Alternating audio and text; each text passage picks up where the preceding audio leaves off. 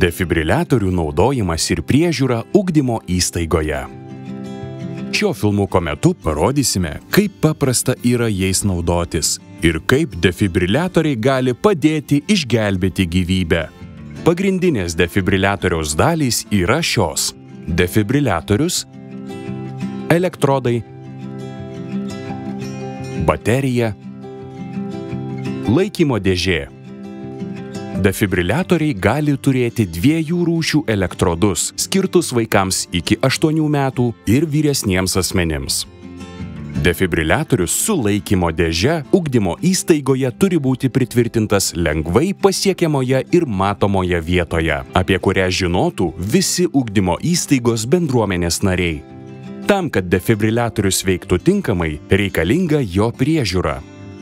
Būtina reguliariai tikrinti baterijų, elektrodų būklę ir galiojimo laiką.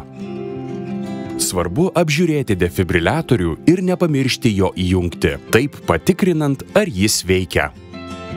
Atsitikus nelaimei, įsitikinę, kad jums saugu, prieikite prie nukentėjusiojo. Įvertinkite jo būklę, pakalbinkite, pajudinkite, stebėkite, ar asmuo kvėpuoja. Kvieskite greitąją pagalbą numeriu 112. Įjunkite garsiakalbį ir padėkite telefoną šalia savęs. Paspaudimus atlikite ištiestomis per alkūnę rankomis. Krūtinkaulio viduryje. Paspaudimų gylis 5–6 cm. Paspaudimus atlikite 100–120 kartų per minutę dažniu. Jeigu turite vienkartinę kaukę, galite atlikti 2 įpūtimus. Įpūtimai nėra privalomi. Paimkite defibriliatorių iš laikymo dėžės ir atsineškite prie nukentėjusiojo. Įjunkite defibriliatorių ir klausykite garsinių nurodymų. Priklijuokite elektrodus ant nukentėjusiojo krūtinės.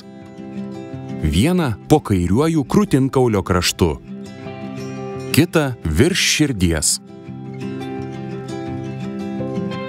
Paspauskite defibriliatoriaus analizės mygtuką. Įsitikinkite, ar niekas neliečia nukentėjusiojo. Defibriliatorius praneš, ar bus reikalingas elektros šokas.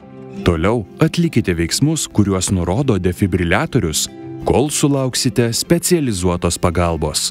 Mokomąjį turinį parengė Vilniaus miesto savivaldybės visuomenės sveikatos biuras Vilnius sveikiau. Daugiau informacijos vilniussveikiau.lt